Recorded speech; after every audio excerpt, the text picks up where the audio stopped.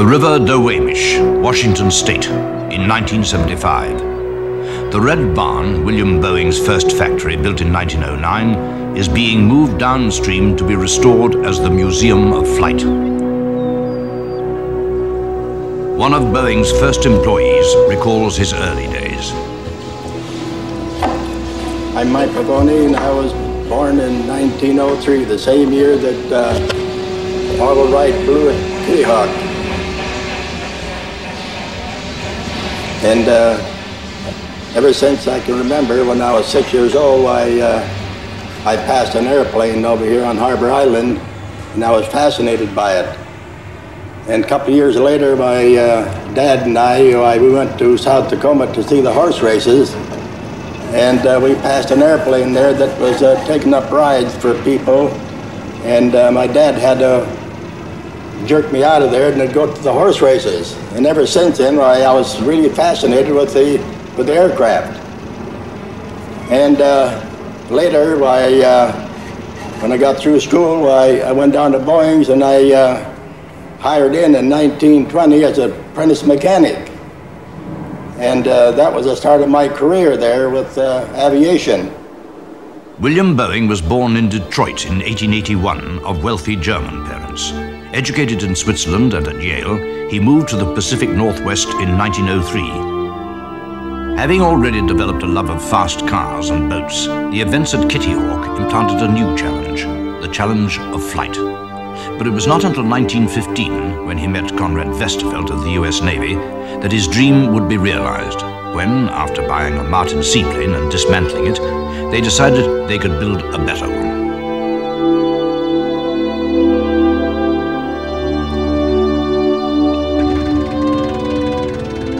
This is where it all began. The BMW, built in 1916, 13 years after the Wright brothers.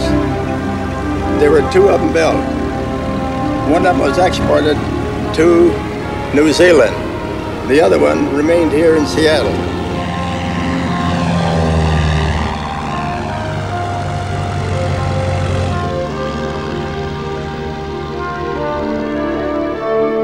The BMWs were shown to the US Navy, who suggested various modifications for use as a trainer.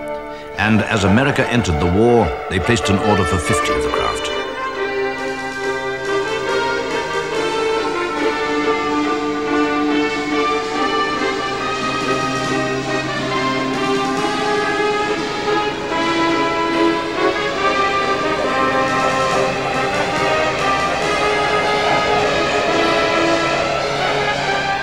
Orders for the Boeing C, as it was designated, soon waned as the war drew to a close, and Boeing had to ride out the stump using his own resources, at one stage making furniture and sea sleds.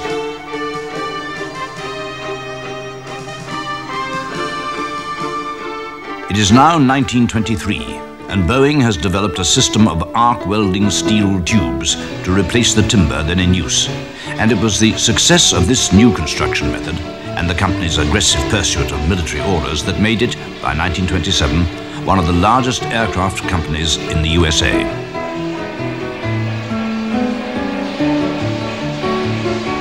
Throughout the late 20s and 30s, William Boeing continued to develop the company. His perfectionism and ability to choose the right associates were his greatest assets.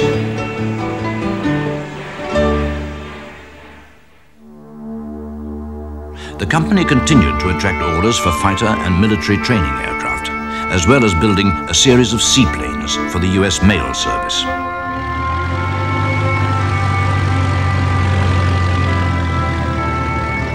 In 1927, Boeing outbid all competition for this lucrative service between San Francisco and Chicago. And although bankruptcy was predicted by his rivals, the Type 40 mail plane, which carried passengers as well as considerable amounts of mail, saved the day.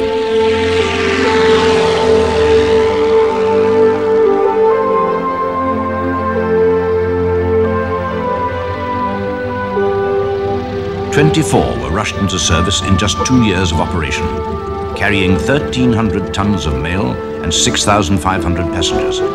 Boeing had set new standards and still made a profit. From these profits, he went on to form his own airline, Boeing Air Transport, later to be called United Airlines.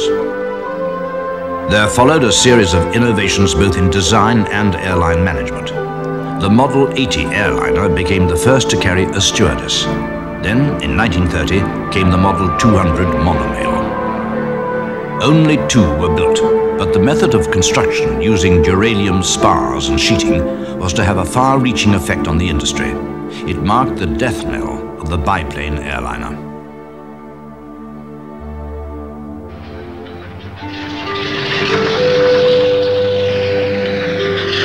Owing much to the monorail, Boeing then developed the Model 247, which first flew in 1933. It was, however, overshadowed by its commercial rival, the Douglas DC-3.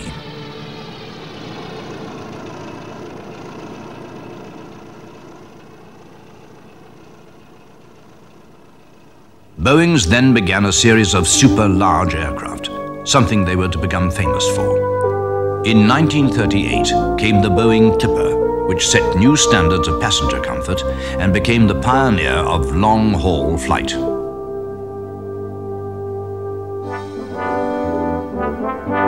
It was the experience gained building huge aircraft such as the Tipper and the darkening war clouds over Europe that encouraged Boeing to enter the field of large bomber aircraft. The 294, at the time the largest aircraft in the world, was developed from an earlier model designated the 299.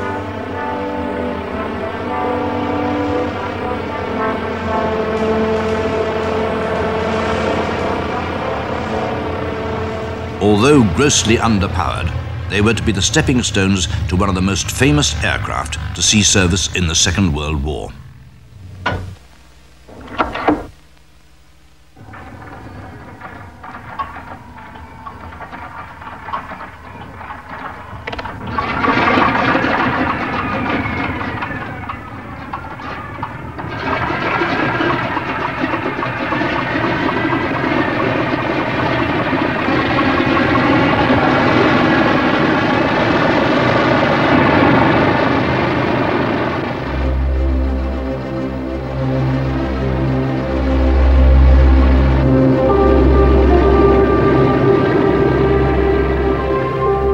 Claire Egfett, who was president of the company at that time, had the wisdom to realize that the government specification for a multi-engined aircraft could mean 4, and recommended that the company should go ahead with the design of the 299. Its ability to sustain battle damage had a lot to do with the construction techniques used initially on the monorail. The aircraft was built in separate components and could be assembled in units or by subcontractors, thus making it possible to produce large numbers of aircraft from relatively small factories. The B-17 had been born, and with America's eventual involvement in the Second World War, production began in earnest. Well, of course, we were working 3 shifts a day and basically 7 days a week, which certainly contributed to the high rate. And we had lots of people, you know, and it was very noisy. But it wasn't really confusing. We had the wing line, and we had the engine shop, and you know, we had the final assembly, and you know, it was just very compact, and of course it grew with the rate, you know. Many of the changes were changes dictated by experience in combat. The first of these, of course, the most obvious was the tail turret, which was installed first on the B-17E, and then additional armament and revisions to armament were made all throughout the life of the program to add the firepower where it was needed, or to add armor plate or protection of various kinds as required by combat experience. Using hindsight, of course, you could have designed it as a B-52, but without hindsight, there aren't very many changes that appeared to be necessary that didn't get made.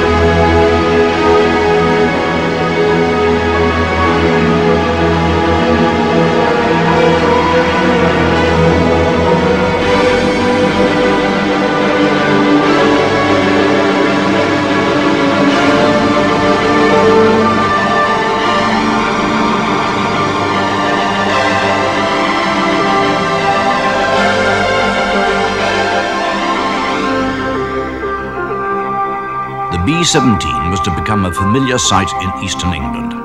Nearly 13,000 were to be built, mainly by Boeing, but also with the help of subcontractors Douglas and Lockheed.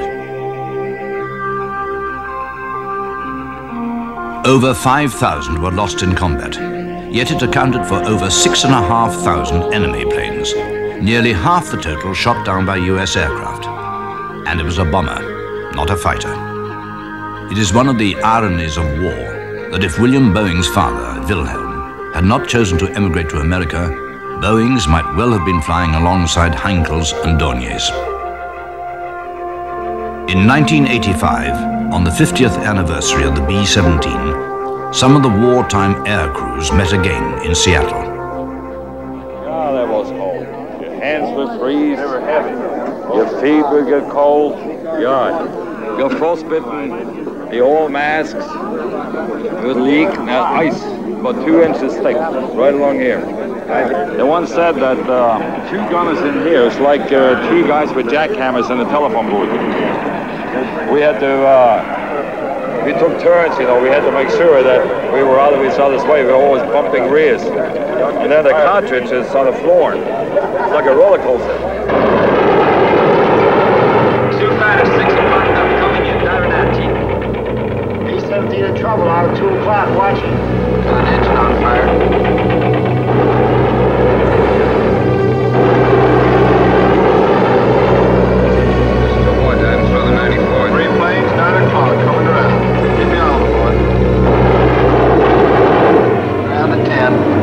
So keep your eyes open. They're breaking at 11, breaking at 11. I got him. He's coming around underneath at 10 o'clock. Let's say over 2 o'clock.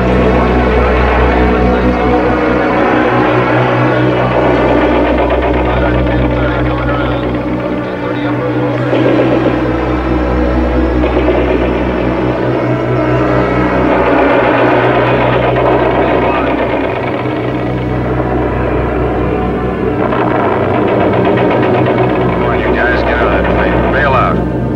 He come out of the bomb bay. Yeah, I see him. There's a tail gunner coming out. Watch out for fighters. Keep your eye on them, Bill. See any parachutes, Quinlan? Parachutes open. Black at 9 o'clock. 8 men still in that B-17. Come on, the rest of you guys. Get out of there. Come on, Bill. So far, there's 3 more shoots. Flag, 11 o'clock. Fighters, 6 o'clock. ME-109 at 3 o'clock. Keep that. Come on, you son of a bitch.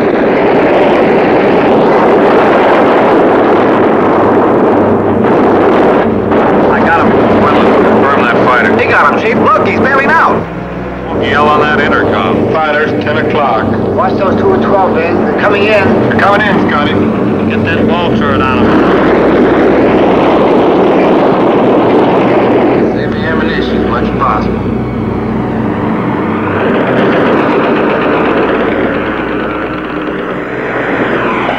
It is a sad fact of life that an invention as potentially beneficial as the aircraft should be used for the wholesale destruction of man. Jean Genet, a poet of the 40s, wrote, "Suddenly at night the bombers came, in the hard reverberating bowl of the sky, destroying the factory and the tall cathedral, the dock, the warehouse and the railway station, the rich house in the leafy avenue, and the shouldering tenements of the narrow streets, and the bodies and souls of men."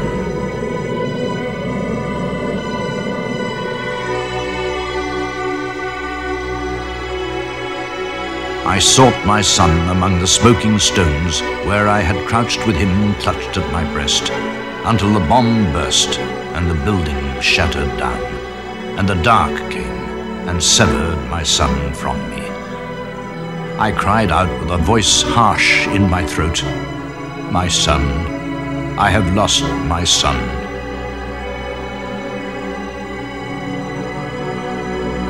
You ask about being scared? Yes, we were scared. We were thankful we were coming back because we lost a few of the boys there.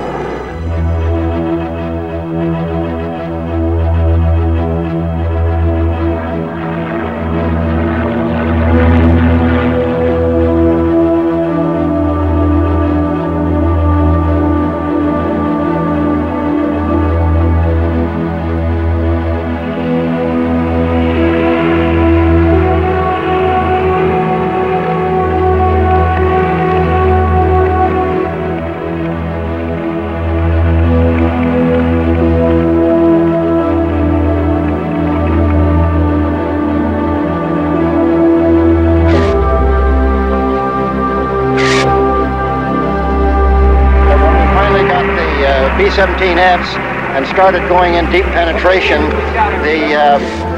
we didn't have fighter escorts to go very far. We had P-47s, but they'd only go in a short ways, and then they'd have to leave us, and then the Germans would take over, and it scared us to death. Have you ever been going down the highway about 60, 70 miles an hour, and some guy swerves over, and you get that feeling through you that you're going to be hit? Well, that's that feeling you have for hours at a time. And after a while, it just, you just accept it. It's like hanging. You say you hang long enough and you're used to it. They're able to go higher than our other bombers, for one thing. So that put the war up higher. And that was all to the good, because it got us up at least part of the way out of the flak and stuff. So the B-17, of course, was able to take, I think, more punishment than any of the rest of our bombers. Well, I don't think that they were thinking about the strength of the airplane. They just knew that they had a weapon, and it was the only weapon that they had, and they were going to use it. And they did use it, and they used it with extreme effectiveness.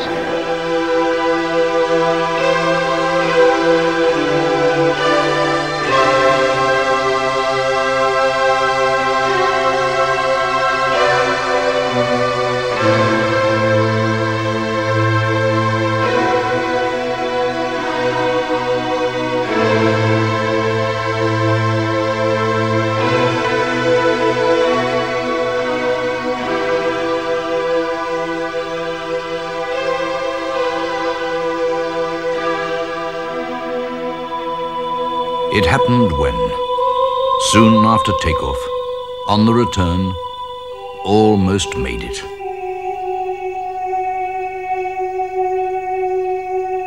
It ended for Ralph, Jack, Richard, Carl, Randolph, Russell, Louis. Here in this Norfolk field, the bite of metal on this too unsolid flesh. The stone of passing interest to walkers in the summer, buffeted by the eastern winds, still warrants flowers from someone.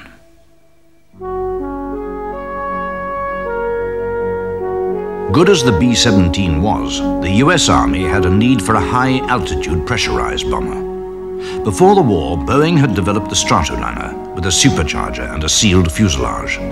4 were even ordered by Pan American as passenger airliners.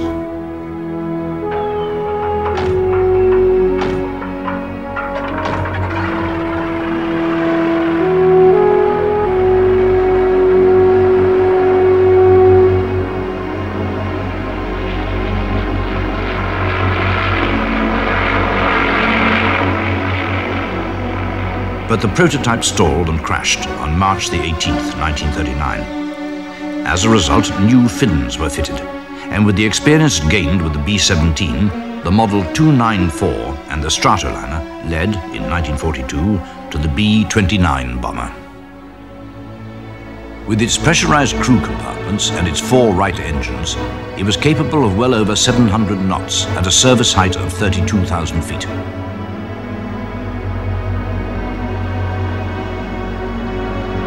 It was the heaviest combat aircraft to enter service in World War II and was used mainly in the Pacific, becoming involved in various heavy raids on the Japanese mainland.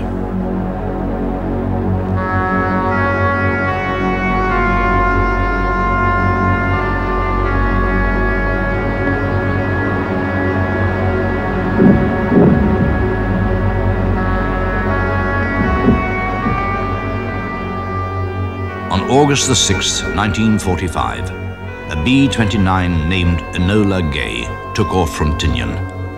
Piloted by Colonel Paul Tibbets, it dropped the first atomic bomb on Hiroshima. It devastated the city, killing over 75,000 people. On August the 9th, a second B-29 dropped the bomb on Nagasaki. Mara Tamiki, a Japanese poet of the 40s who suffered radiation burns and sickness and who later committed suicide, wrote, "In the fire, a telegraph pole. At the heart of the fire, a telegraph pole like a stamen, like a candle, blazing up like a molten red stamen. In the heart of the fire, on the other bank from the morning, one by one, fear screamed through men's eyes. At the heart of the fire, a telegraph pole, like a stamen. For flyers, the age of innocence was finally over. The dream had turned into a nightmare. Prior to and during the war, development work had taken place in Europe on the gas turbine engine, and by 1945, a number of single and multi-engine jet aircraft had been flown in Great Britain and Germany.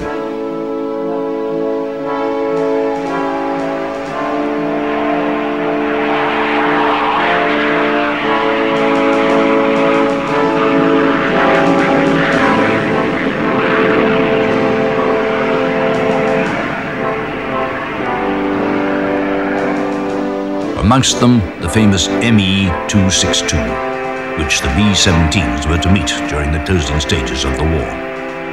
In 1943, the United States Army Air Force had issued its requirements for a jet bomber, and in 1945, with access to the work in Germany, as well as its own research, Boeing started development of the B-47, which first flew in 1947. With its high aspect ratio wing and 6 engines, it presented its pilots with many problems. The wing could flex as much as 17 feet at its tip, and at certain altitudes, moving the stick back would result in a slow speed stall, and moving it forward resulted in high-speed buffeting, which became known as coffin corner.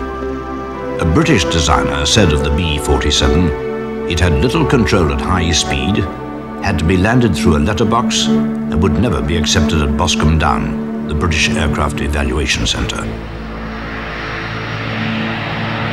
But yet again, valuable lessons were learned and put into use in its successor, the B-52.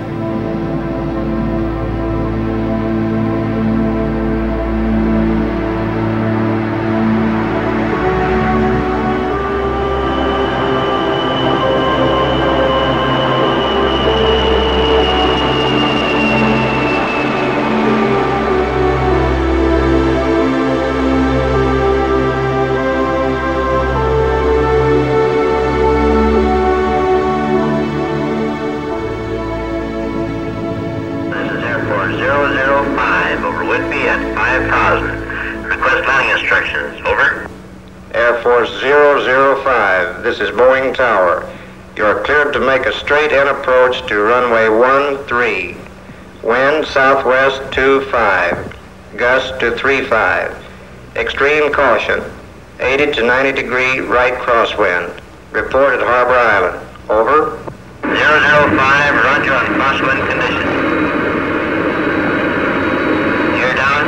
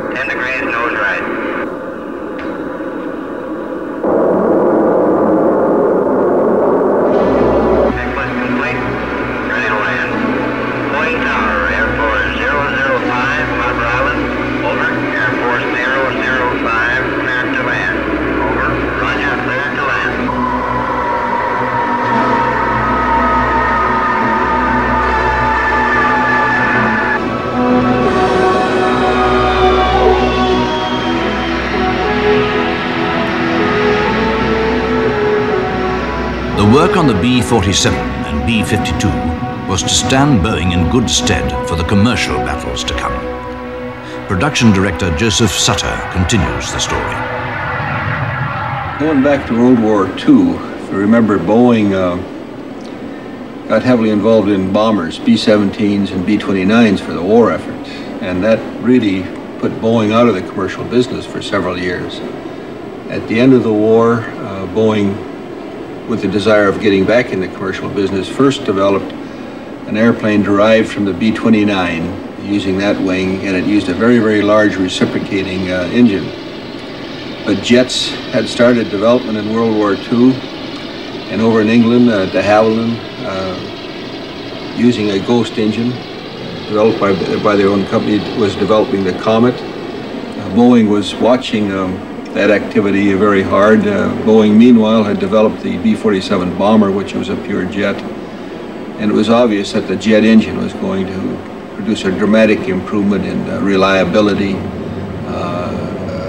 performance, and we believed in economics and finally in range when the engines quit burning so much fuel. The Comet made quite an impression and pretty much proved that jet travel was going to be far superior to struggling through the air at 20,000 feet in the clouds and slow speed. So when an engine came along that looked like it was going to produce an efficient jet, we immediately began exploring the possibility of jet airplanes. Boeing first did it by using a Pratt & Whitney engine and building a prototype. We called it the 367-80. It was actually the prototype of the 707 airplane. It was built using Boeing's own fund. Only one airplane was built. It was never intended to certify it or put that particular model in service. It was to prove the concept. And the Dash 80 really made quite an impression and very quickly developed into the 707 program. That first model was a intercontinental model. New York to London was one of the prime routes.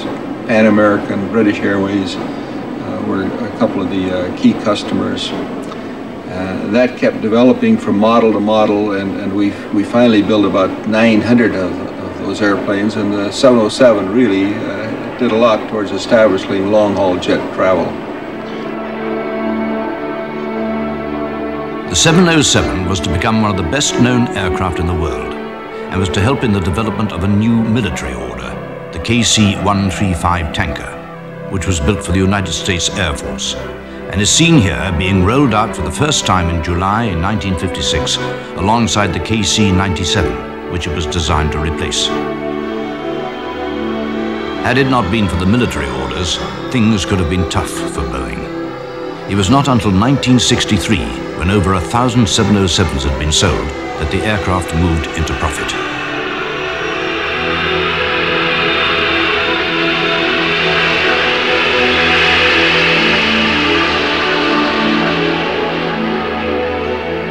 However, Boeing's next aircraft, the medium-haul 727, was to become the world's best-selling airliner, with nearly 2,000 entering service around the world. With the smaller 737, together they formed the backbone of major airlines.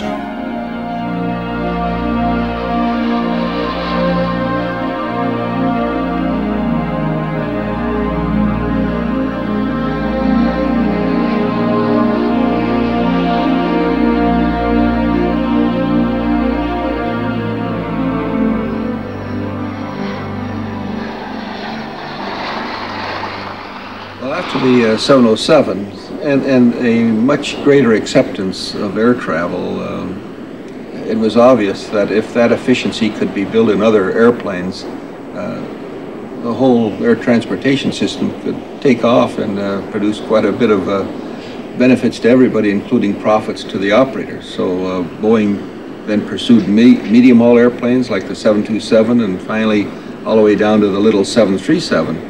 So the jets really covered the whole field. Air travel really did take off because of the jets, and it was obvious that the next step is to try and satisfy a bigger market demand. More people wanted to travel. The cost of air travel was still a little bit too high. The way to improve that is to go after better efficiency, which meant improved engines and better aerodynamics, better structure, and larger capacities. Boeing, in discussing the situation with the major potential customers, was amazed to find out that the airplanes we were thinking of were too small. And that really was the bringing into being of an airplane the size of the 747. That size was not picked by Boeing. It was picked by airlines like Pan American, British Airways, Lufthansa, Japan Airlines. And it was quite a shock to we engineers when they asked us to produce an airplane that large, especially with a brand new style of engine called a high bypass ratio engine. And you have to give a lot of credit to the engine manufacturers. Without those kind of engines, we couldn't be making the type of airplanes like the 747. But the combination of the very efficient high bypass ratio engine, also it gave us the ability to lift that capacity into the air. That produced operating economics that really produced air transportation as we know it today. It was a very, very bold gamble. Boeing was putting the net worth of the company online. It exhausted Boeing's resources, and Boeing got pretty thin financially at the time we delivered the first 747. I think that kind of a gamble would be hard to take today. On February the 9th, 1969, after days of sub-zero conditions, the 747 and its crew were ready for the first flight. The rain and cold conditions still threatened, and the hoped-for break in the weather did not materialize. They waited for a break in the clouds that covered Payne Field, Everett, Washington State. Then, just before noon, the hoped-for break in the clouds came, and the 747's crew decided to attempt a takeoff.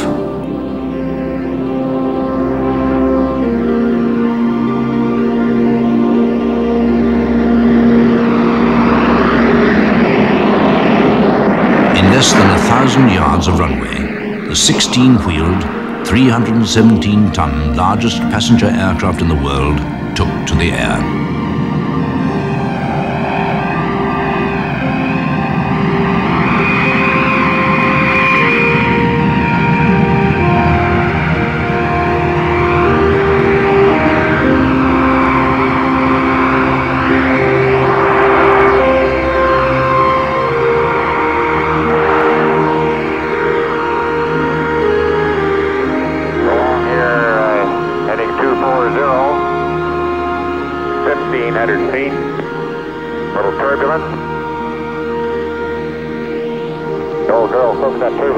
Very nicely.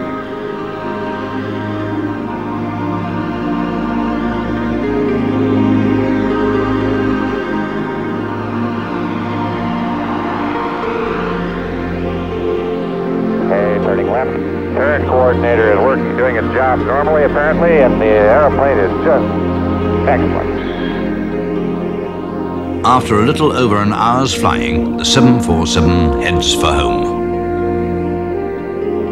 It was to be the beginning of a new era of jet transport, carrying more people further and faster.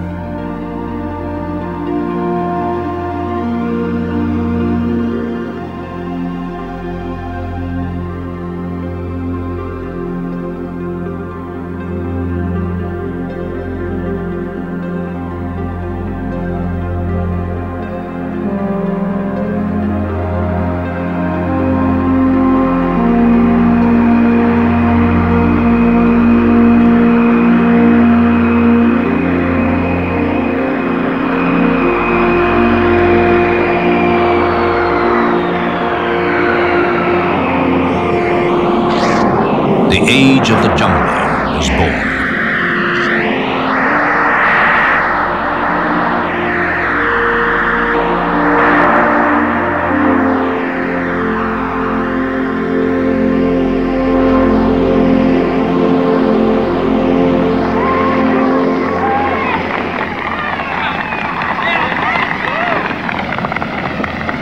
Hi, Al. Jack, how are you? Good, good. Well, first things first. That's good, always. Right. Okay, Jack, natural question is, what are your impressions? Well, Al, I guess this sounds complacent or something, but that thing is just ridiculously easy to fly. It's just a pilot's dream.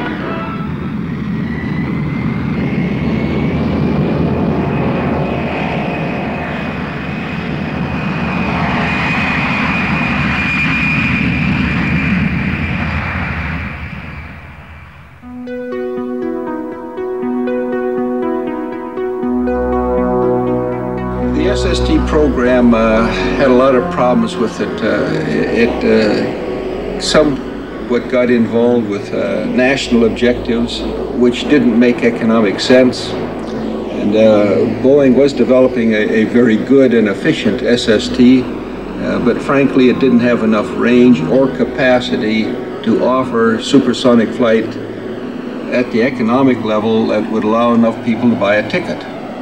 And that really is why the SST disappeared in the mid-1970s. It was competing against the 747, and there was no competition. There is improvements in technology. The engine manufacturers know potentially what kind of engine we need. It will be a tremendous investment in that kind of engine in airplane, and it'll come, but it's still going to be a long ways off because of the very, very large amount of financial input into the program. But it'll happen.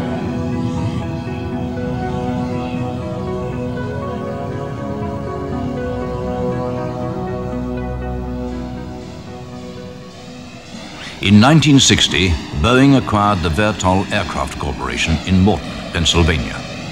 Frank Piasecki had developed and flown a large tandem rotor helicopter in 1945, at the time the largest helicopter built, carrying 10 passengers.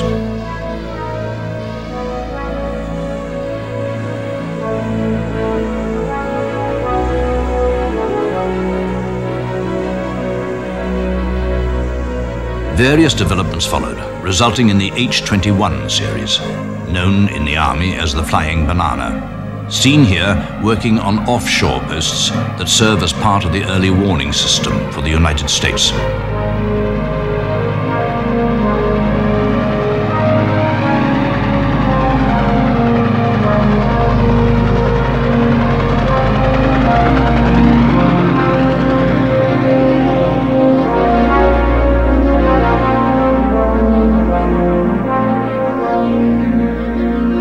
With their large capacity, they did valuable rescue work during the Andrea Doria disaster and during the floods in Mexico.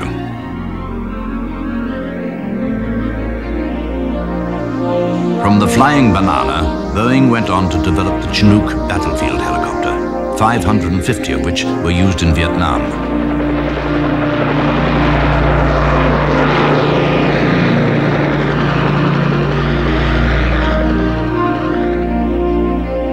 By now, the company had grown from just 21 at the old Red Barn to over 130,000, some of whom are working on the new generation of jet transports. Ground Tower, Boeing 757 is ready to taxi into position. Boeing 757, proceed on the runway. 757. Wind 170 at 20. Roger.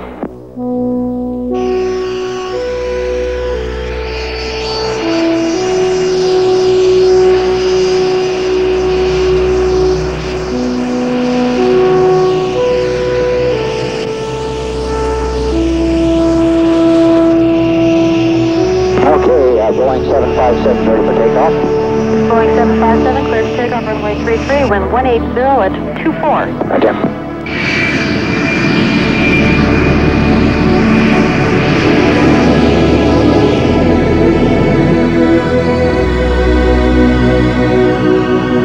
Boeing 757 contact Seattle departure 119.5. Good day. Thank you very much. We'll be talking to you again soon.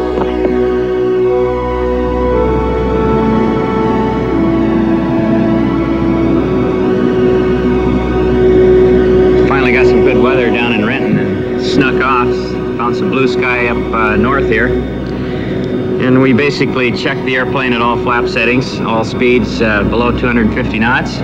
We checked initial buffet at each flap setting, and we checked the max placker speed at each flap setting. Also, we retracted and lowered the gear. Very routine flight. It was fantastic in the fact that everything went just as programmed. Couldn't have written a better script. So far, from what we've felt, it's a very nice handling airplane. It's a very straightforward, honest, nice handling airplane. This is Boeing 757 experimental. Boeing 757 experimental, Payne Tower. we'd like to turn inbound for your airport. 757 experimental, roger. Wind 190 at 20, peak gust 38. Altimeter 29091. Roger, 2991. A windy day, isn't it? No, got a little bit.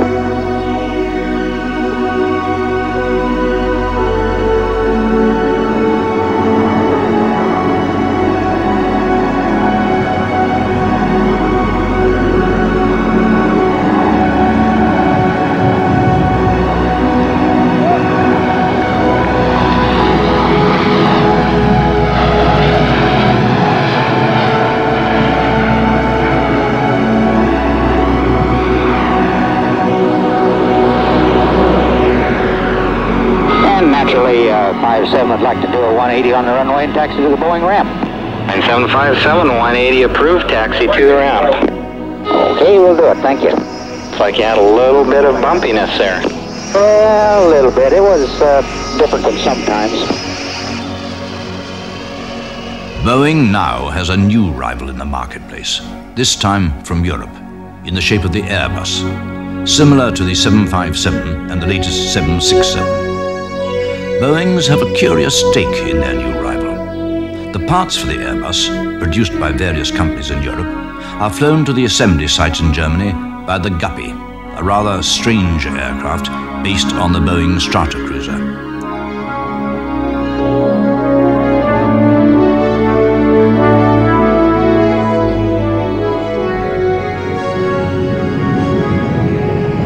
Boeing 757, contact Seattle departure 119.5. Good day. Thank you very much. We'll be talking to you again soon.